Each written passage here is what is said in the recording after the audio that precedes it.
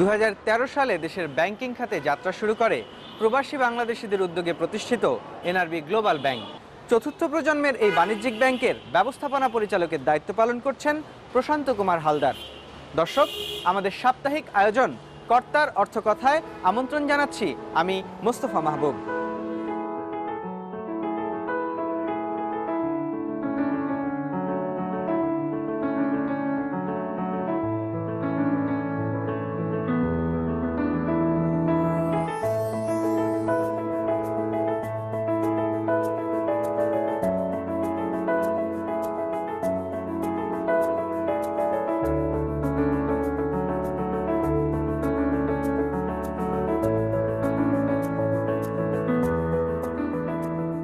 ষোলো জন বাংলাদেশি উদ্যোক্তার বিনিয়োগ দিয়ে 2013 সালের সেপ্টেম্বরে দেশের ব্যাংকিং খাতে পথ চলা শুরু হয় এনআরবি গ্লোবাল ব্যাংকের।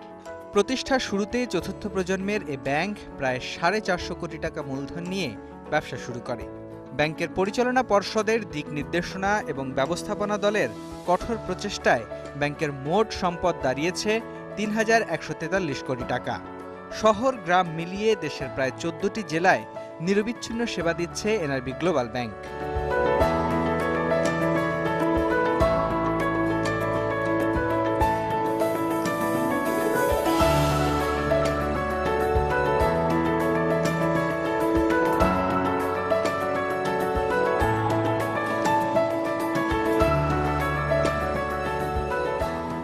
প্রায় 800-রও বেশি কর্মীর নিরলস পরিশ্রমে দেশের ব্যাংকিং খাতে একটু একটু করে দৃঢ় অবস্থান তৈরি করছে এনআরবি গ্লোবাল ব্যাংক। চতুর্থ প্রজন্মের এই ব্যাংক প্রতিষ্ঠার শুরু থেকেই প্রযুক্তি নির্ভর দ্রুত ও আধুনিক সেবা নিশ্চিত করেছে। আর এই কর্মী বাহিনীর নেতৃত্বে আছেন ব্যাংকের ব্যবস্থাপনা পরিচালক প্রশান্ত কুমার হালদার। এ পর্যায়ে তার কাছেই জেনে নেব আরও বিস্তারিত।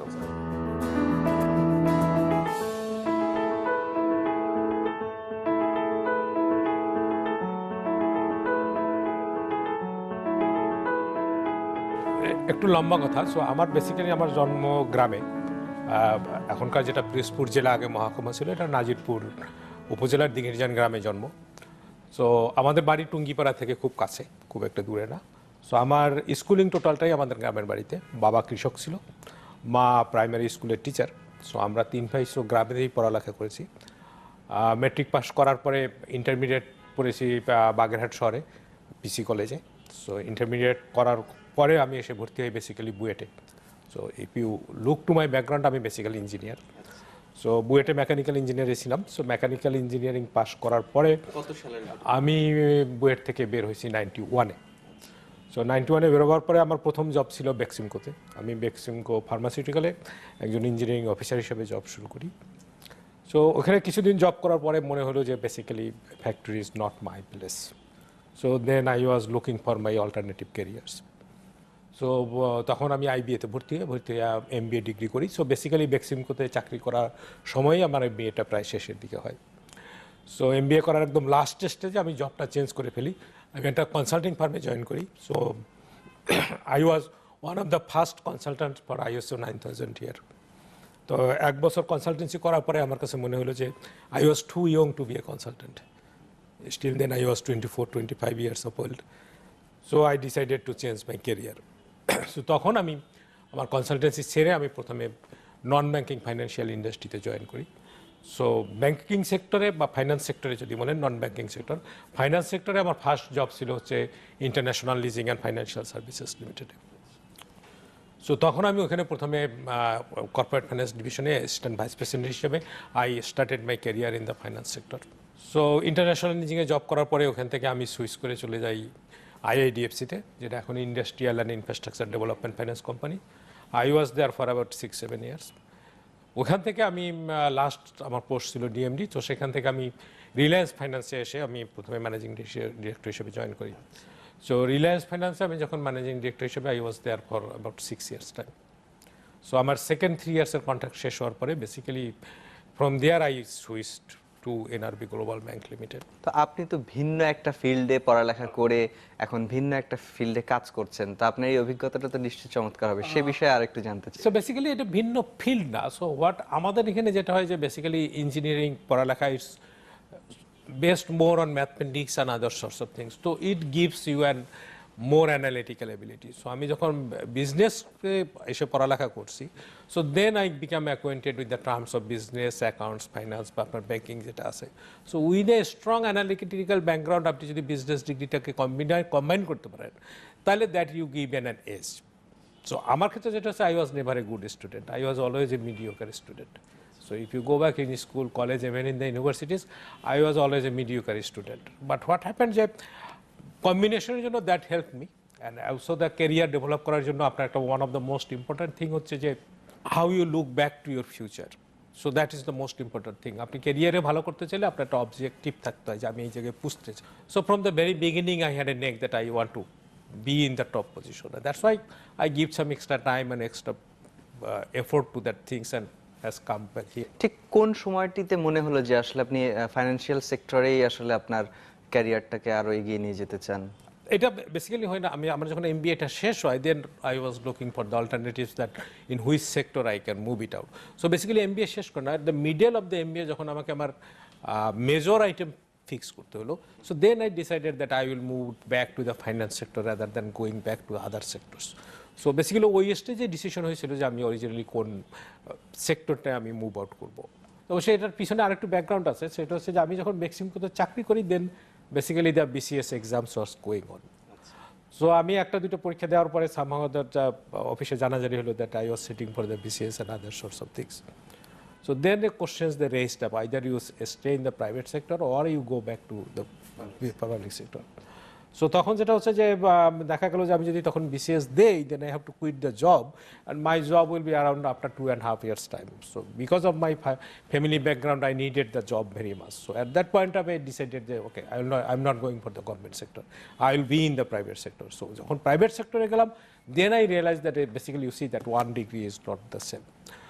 Is not enough. So engineering এর পরে then I did the MBA, and MBA করে চাকরি করতে আসার পরে তখন মনে হলো যে you see that second degree is not enough. So then I did my CFA. So basically যখন আমি সিএফএটা করি, সিএফএ করার পরে দেন আমার কাছে মনে হয়েছে যে okay fine, now I can work in the finance sector as an executive. CFA basically it's an American degree, so you just sit for the exams. So they give the curriculums and other sorts of things. You sit for the exams, and a course basically it's more related to the capital market. It's more related to the capital market. So my third degree was the CFA. So আমি ওই সেক্টরে আসার পরে আপনাকে আগে যেটা বলতেছিলাম যে সেটা হচ্ছে যে if you want to move up or you want to go to the ladder, you need to get some extra effort. এখনকার দিনে যেটা হচ্ছে যে banking has become very much technical and you need to do a lot of analysis. So আপনাকে একটা continuous education প্রোগ্রামে না থাকলে পরে ব্যাংকে আপনার কেরিয়ারটাকে আলটিমেটলি লাস্ট এন্ডে নিয়ে যাওয়াটা has become difficult than the old Times.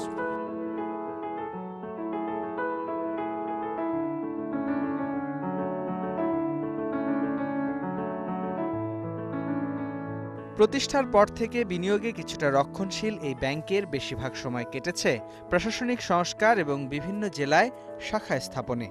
আর তাই 2013-14 সালের রাজনৈতিক অস্থিরতায় ব্যবসায়ীদের লোকসানের খুব বেশি প্রভাব পড়েনি এই ব্যাংকে। 2015 সালের তথ্য অনুযায়ী ব্যাংকে খেলাপি ঋণের পরিমাণ 13 কোটি 23 লাখ টাকা, যা মোট ঋণের 0.64%। ব্যাংকের ব্যবস্থাপনা পরিচালক জানালেন, অন্যান্য অনেক ব্যাংকের চেয়ে তার ব্যাংকে খেলাপি ঋণ পরিস্থিতি বেশ ভালো।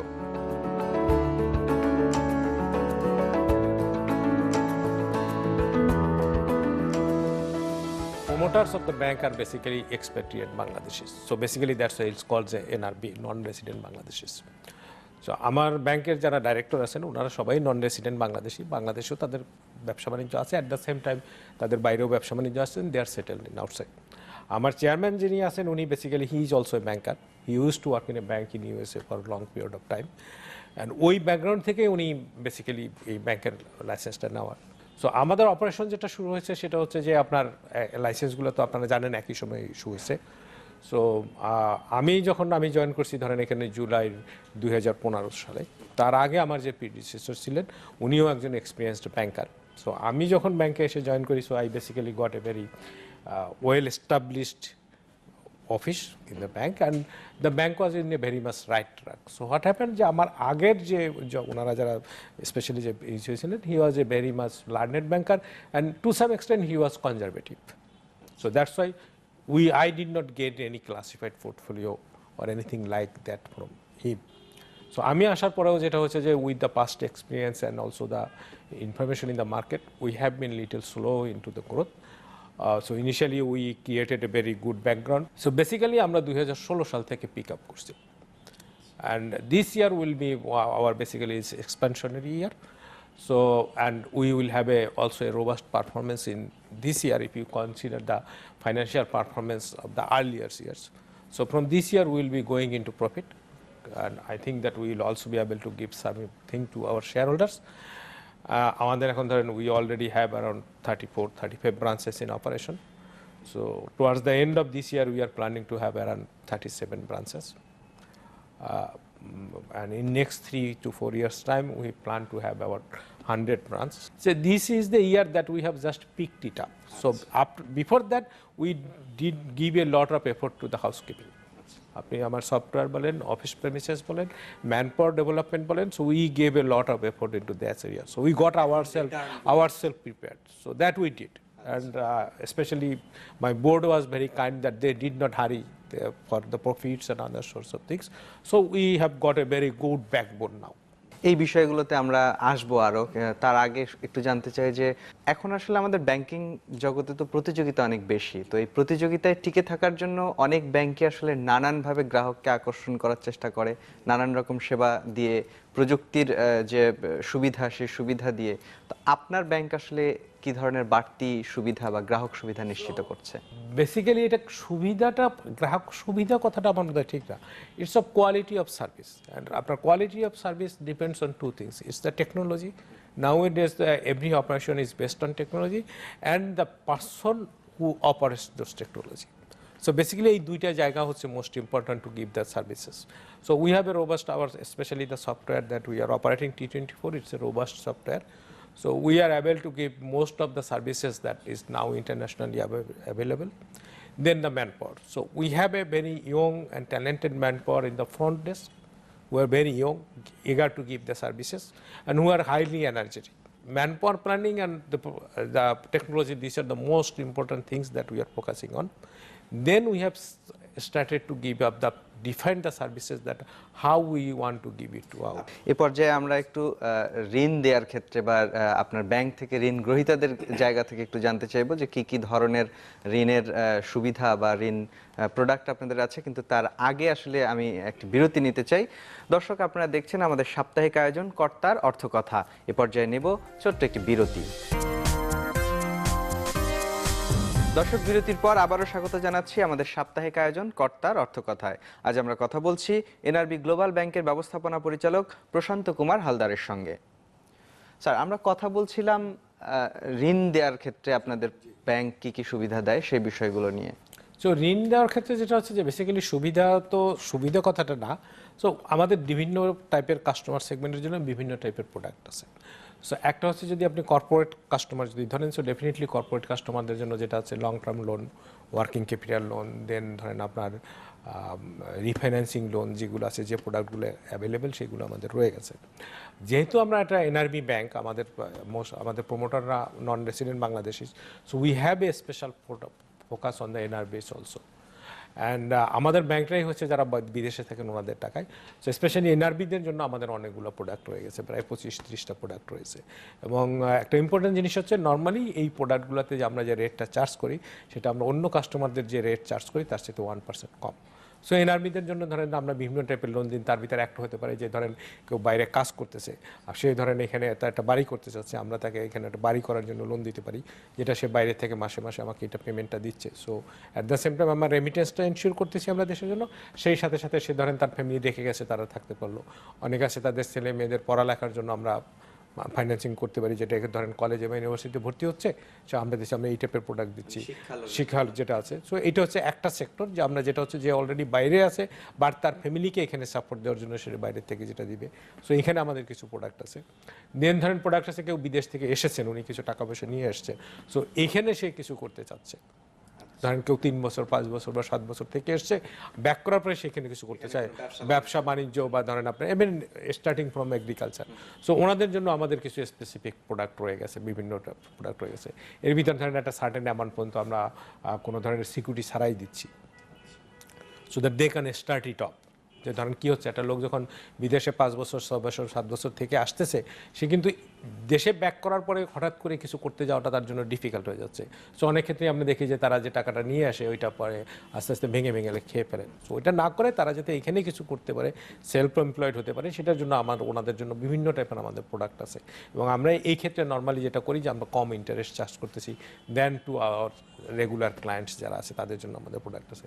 দেন এসএমই খাতের জন্য যেটা আছে রেগুলার যে আমাদের যে অন্য প্রোডাক্ট যেগুলো রয়ে গেছে, সেই প্রোডাক্টগুলো আমাদের এসএমই খাতের জন্য রয়ে গেছে। এবং এসএমই খাতেও কিন্তু আমরা একটা সার্টেন অ্যামাউন্ট পর্যন্ত বাংলাদেশ ব্যাংকের প্রেসক্রিপশন আর আদার যেটা আছে সেখানে আমরা কিন্তু দেখা যাচ্ছে যে আমরা কম ইন্টারেস্ট রেট চার্জ করতেছি। এসএমই প্রসঙ্গে আমি আরেকটু পরে আসতে চাই, তার আগে জানতে চাই আপনার কথা থেকে একটা নতুন তথ্য যেটি আসলে যে আপনার রেমিটেন্স আহরণের ক্ষেত্রে এক ধরনের বড় ভূমিকা রাখছেন। তো এই বিষয়ে একটু আপনার অভিজ্ঞতা বা আপনার ব্যাংকের ভূমিকা। রেমিটেন্স আসানোর জন্য যে আমরা বড় ভূমিকা এখনো রাখতে পারতেছি না, বাট আমাদের ভূমিকা শুরু থেকে হ্যাঁ, যেটা হচ্ছে যে আমাদের ভলিউম যদি আপনি বলেন যে এখনো আমাদের অত বড় না, but we R growing it up. So every year আমাদের যেটা আছে রেটটা বাড়তেছে। সো এখানে কিছু সমস্যা আছে, সেটা হচ্ছে যে আপনার ধরেন আমাদের তো অনেকগুলো ব্যাংক, সব ব্যাংকগুলি রেমিটেন্স পাওয়ার জন্য চেষ্টা করতেছে এবং প্রত্যেকেরই বাইরে কিছু কিছু জায়গায় অপারেশনও আছে অনেকেরই। সো ওই জায়গাটা ধরেন আমরা কম্পিটিটিভ এজ যদি বলেন আমরা এখনও অন্যদের সাথে অ্যাড পারে না, but we are trying to get to that points. Specially আমাদের যে সমস্ত জায়গায় আমাদের লোকজন বাংলাদেশিরা কনসেন্ট্রেট আছেন, আমরা ওইখানে সার্ভিসটা পৌঁছে দেওয়ার জন্য চেষ্টা করতেছি। এটার জন্য আমরা যেমন ধরেন বিভিন্ন এক্সচেঞ্জ হাউস আছে, বিভিন্ন এজেন্সি যারা আছে এটা কাজ করে, তাদের সাথে আমরা এদের সাথে অনেকের সাথে আমাদের এগ্রিমেন্ট আছে, আমরা তাদের থ্রুতে আমরা যে এইটা আছে সেটা আমরা নিয়ে আসতেছি। আর একটা প্রোডাক্ট হচ্ছে যে আমাদের যদিও আমরা 4th generation bank, but out of the 4th generation we are one of the banks who has the credit cards. So আমরা ক্রেডিট অ্যান্ড বোথ ডেবিট কার্ডই দিচ্ছি, অ্যান্ড ক্রেডিট কার্ডে আমাদের একটা অপারেশন আছে, and this is a very we are finding it A promising retail product. আপনি যদি গত কয়েকদিনের ইন্ডিয়ার দিকে তাকান, তারা যে নোটগুলো ক্যান্সেল করছে, আপনার গভর্নমেন্ট কিন্তু বলার চেষ্টা করতেছে that we want a currencyless economy, so that আপনার ব্ল্যাক ইকোনমি যেটা আছে সেটা যাতে ফ্লারিশ করতে না পারে। আপনি সার্টেন অ্যামাউন্টের বেশি গেলেই যাতে ব্যাংকিং সেক্টরে আপনাকে you have to move through it. So ওই জায়গাটাও আমাদের একটা স্পেশাল ফোকাস আছে, আর we are working on that for the with the credit cards and the debit cards.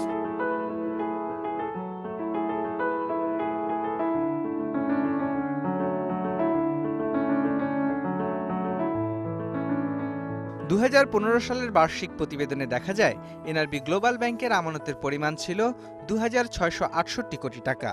অল্প সময়ে অর্জিত গ্রাহক আস্থা আর প্রযুক্তি নির্ভর দ্রুত ব্যাংকিং সেবা এই ব্যাংককে এগিয়ে নিচ্ছে দ্রুত গতিতে। ঋণ দেওয়ার ক্ষেত্রেও পিছিয়ে নেই এনআরবি গ্লোবাল ব্যাংক। প্রতিষ্ঠার মাত্র 2 বছরেই এ ব্যাংক থেকে 2,084 কোটি টাকা ঋণ নিয়েছেন গ্রাহকরা। প্রবাসী বাংলাদেশিদের উদ্যোগে প্রতিষ্ঠিত এ ব্যাংকে প্রবাস ফেরতরাও নিতে পারছেন কম সুদে জামানত ছাড়া ঋণ।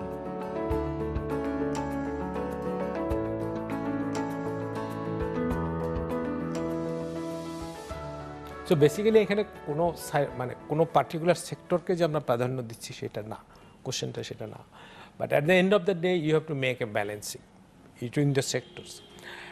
দিস ইজ ওয়ান, আমাদের নিজে থেকে একটা অবজেক্টিভ আছে that we want to make and balancing. যেমন ধরেন আপনার আমাদের এখানে যে ইন্ডাস্ট্রির এখন যে সেগমেন্টেশন আছে, তাতে ডেফিনেটলি আপনার 60 to 70% investment has to go to the corporate sector, starting from middle up to the large.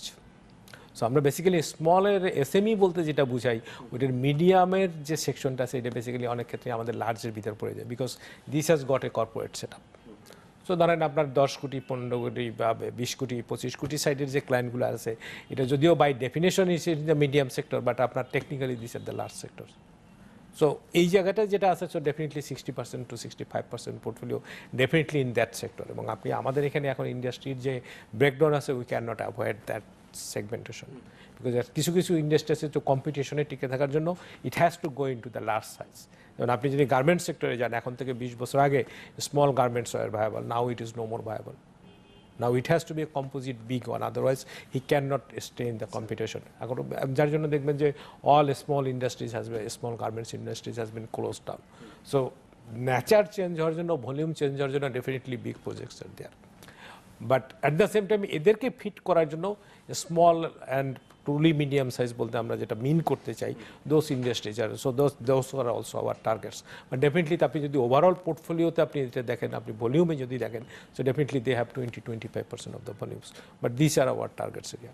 Now in the small size area as a banker personally যদি আপনাকে বলেন, I prefer the manufacturing sector, because if we can promote the manufacturing sectors into the small and medium, then you are really contributing something to the industry, in the economy.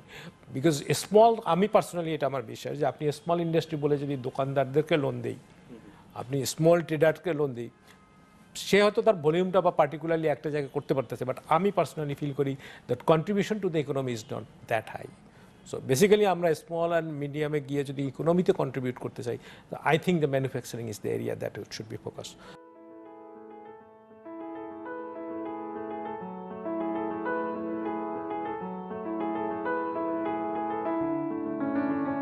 কেন্দ্রীয় ব্যাংকের নিয়ম মেনেই NRB global bank গ্রামীণ শাখা স্থাপন করে ভূমিকা রাখছে দেশের পিছিয়ে থাকা জনগোষ্ঠীর ভাগ্য উন্নয়নেও।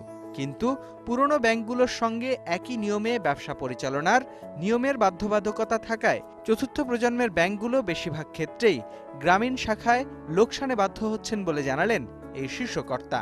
সো আমাদের এখন যেটা হচ্ছে 1:1, মানে আমরা শহরে যদি একটা শাখা খুলি, সো আমাদেরকে গ্রামে একটা শাখা খুলতে হচ্ছে। সো আমাদের এখন যতগুলো শাখা আছে, আপনার ধরেন আমাদের 35-36টা আছে, অর্ধেক শহরে অর্ধেক গ্রামে। সো গ্রামে যেটা হচ্ছে যে এটা, if you look back to the business confusion, এটা আমাদের জন্য একটা বার্ডেন, বিকজ গ্রামের এই শাখাগুলোকে অরিজিনালি এখনকার দিনে এটা প্রফিট আনাটা খুব কষ্ট। সো যেমন শহরে যেমন ধরেন একটা ব্রাঞ্চ দেখা যাচ্ছে আমরা 1 বছর ম্যাক্সিমাম 1.5 বছরের ভিতরে আমরা প্রফিটে নিয়ে আসতে পারি, গ্রামের একটা ব্রাঞ্চ আপনার প্রফিট আনতে গেলে 5 থেকে 6 বছর সময় লাগবে minimum.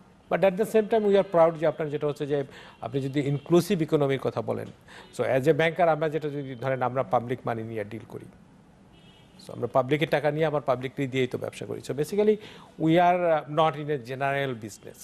So definitely we have a commitment to the economy, commitment to the society. So যদি ওই পয়েন্ট অফ ভিউতে বলেন, we take it positively.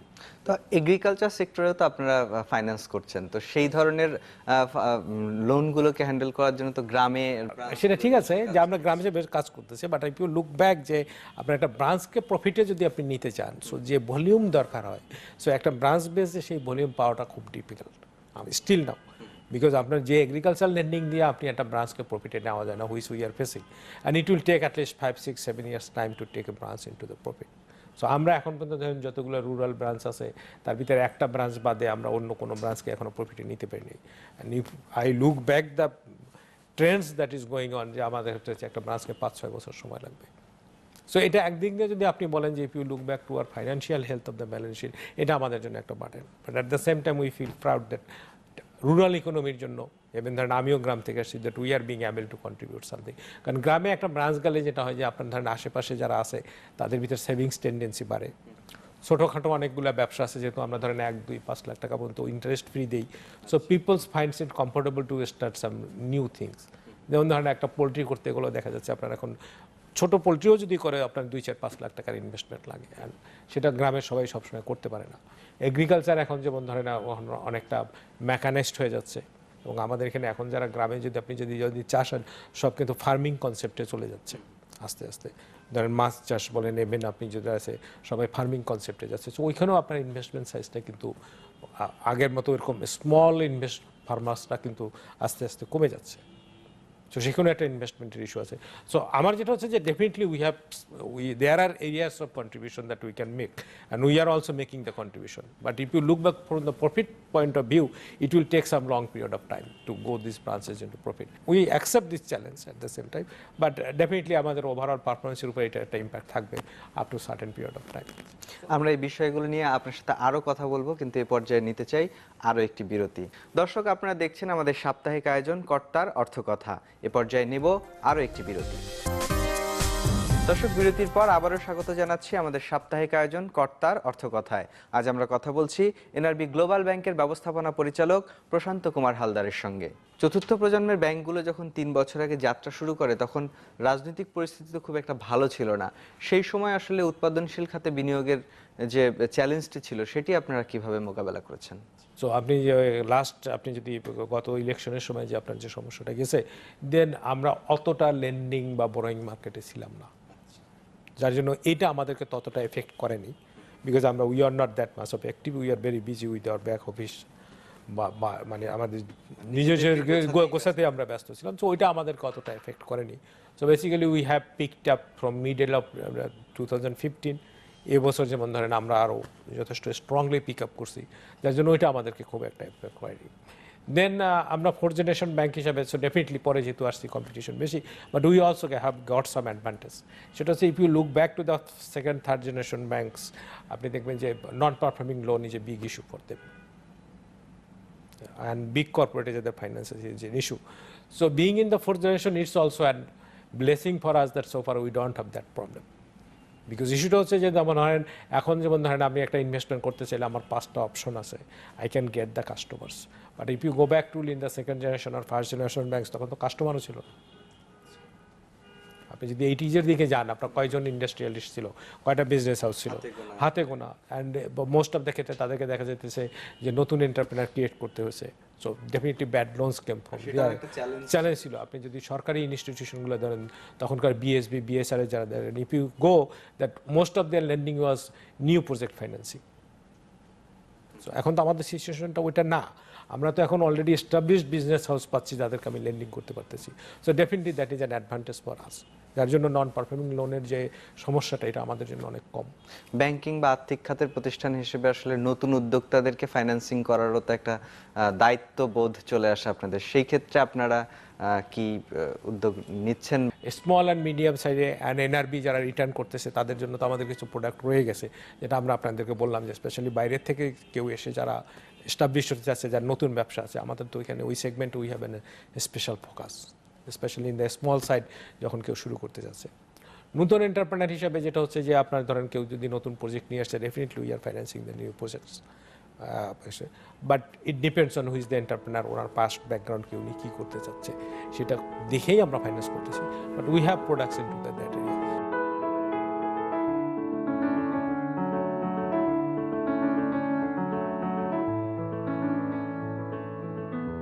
দেশের 34টি শাখায় ব্যাংকের প্রায় 640 জন কর্মকর্তা গ্রাহক সেবা দিয়ে আসছেন। ব্যাংকিং জগতের প্রতিযোগিতায় টিকে থাকতে এই কর্মীদের দক্ষতাকেই এগিয়ে রাখছেন ব্যবস্থাপনা পরিচালক। তার মতে, দেশের ব্যাংকিং খাতে বড় শ্রমবাজারে চাহিদার তুলনায় কর্মীর বেশ অভাব। প্রথাগত প্রাতিষ্ঠানিক শিক্ষা বর্তমানে যোগ্য ব্যাংকিং কর্মী সৃষ্টি করতে পারছে না বলেও মন্তব্য করেন এই ব্যাংকার। সো বেসিক্যালি আমাদের এখানে দুই টাইপের রিক্রুটমেন্ট আছে। One recruitment is the very entry level, so আমরা যেটাকে বলি যে ডেলিভারি সেকশন যেটা আছে। সো নর্মালি আমাদের এখানে we always keep some excess man power and we do it on the best on the merits, is past performance, how is the person, what is is attitude to the banking. So আমরা এটা consider করেই আমরা we take some of the best peoples from the market. So it's a combination, it's in combination issues. এবং আমরা normally একটা branch open করতে গেলে 3 থেকে 4 মাস আগেই আমরা টিমটাকে রেডি করে ফেলি, so that when we go somewhere, we go in a way that people feels that we are fully ready for the services. So আমাদের message is very simple. So আপনি যদি আমাদের স্লোগান দেখেন, our slogan is that a great experience. So এই জায়গাটা আমরা delivery of the service is the most important thing. So আমরা ওই জায়গাটাই এক্স্যাক্টলি ফোকাস করতেছি এবং আমাদের প্রত্যেকটা ম্যান পাওয়ার আমরা ট্রেনিং দিয়েছি, একটা গ্রেট এক্সপিরিয়েন্স পায়। So if you look back যে আপনি যদি still now if you go to মানে it's not to be blame, but if you see that if you go to a public bank, you get a different flavor. If you go to a private commercial bank which was in the first generation or even second generation, still you get a different flavor. Now if you come to a fourth generation bank or even a multinational bank, you see that services are almost same. আমরা যেটাকে product বলি, প্রোডাক্টগুলো is almost same. If you go back, যেমন আমাদেরকে বাংলাদেশ ব্যাংকে একটা product guideline দিতে হয়, if you go back to the product guidelines that the banks have, it's almost everywhere is same, you can see the hardly any difference. So basically ওই জায়গাটায় কারোর ভিতরে কোনো ডিফারেন্স নেই। It's the most important thing is how you deliver it out, how you make the client feel that you are working for him, and how you approach to the client. So the service delivery হচ্ছে basically banking সেক্টরে, specially আমাদের এখানে যে ব্যাংকিংটা হয় it's a retail banking to some extent, so service delivery is the most important thing.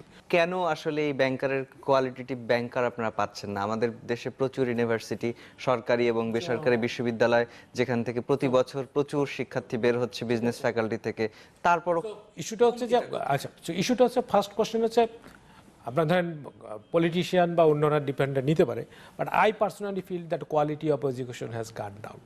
এবার আমি ধরেন ইউনিভার্সিটি থেকে বেরোয়েছি, লাস্ট ফর্মালি বেরোয়েছি 95-এ, so my maybe was that. So other than one or two institutions if you look back, even other universities যেগুলো আছে, the quality has gone back, even in the private universities. So where they started, they are not here, and it has become too much commercialized.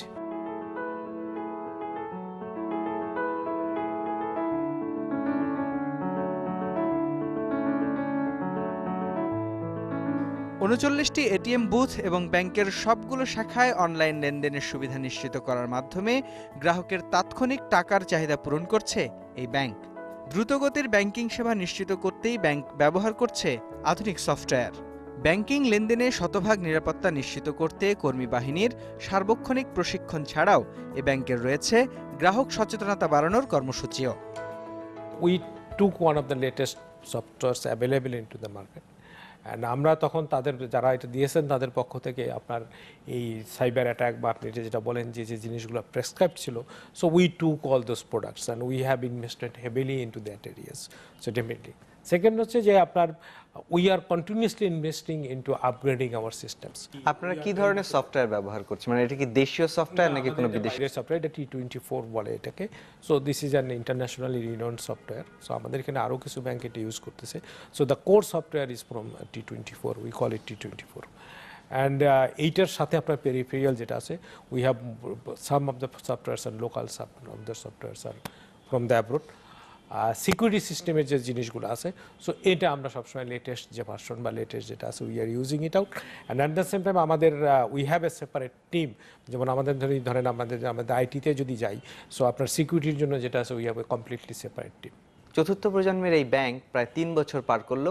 সামনের দিনগুলোতে আসলে এই ব্যাংককে আপনারা কোথায় দেখতে চান? We have a plan to take our bank more to the door steps of the bank. So আমরা যেমন ধরেন আমি আপনাকে যেটা বললাম যে আমরা এখনো ডেফিনেটলি আমরা এজেন্ট ব্যাংকিংটা শুরু করিনি। So we plan to bring in the agent banking in to the future. At the same time আপনার আমরা যেটা আছে সেটা ধরেন আমাদেরকে রিটেল প্রোডাক্ট যেটা আছে, we want to expand our retail side there. And আমরা টু সাম এক্সটেন্ট আমাদের একটা প্ল্যান আছে that we want to move to some extent to the private bankings and related areas, যে আমরা ওই সাইডে চলে যাব। ডেফিনেটলি আমাদের ট্র্যাডিশনাল ব্যাংকিং যেটা আছে সেটা ফোকাসড এরিয়া থাকবেই, because we have to increase our size and volume. But at the same time যে আমি আপনাকে যে এরিয়াগুলো বললাম সেই এরিয়াগুলোতে আমরা in next few years time we want to move it out.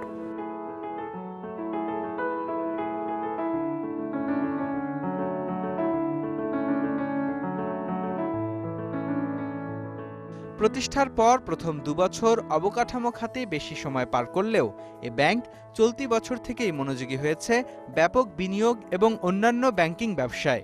ব্যবস্থাপনা পরিচালক মনে করেন চলতি বছর থেকেই ব্যাংকিং ব্যবসায় ঘুরে দাঁড়াবে এনআরবি গ্লোবাল ব্যাংক।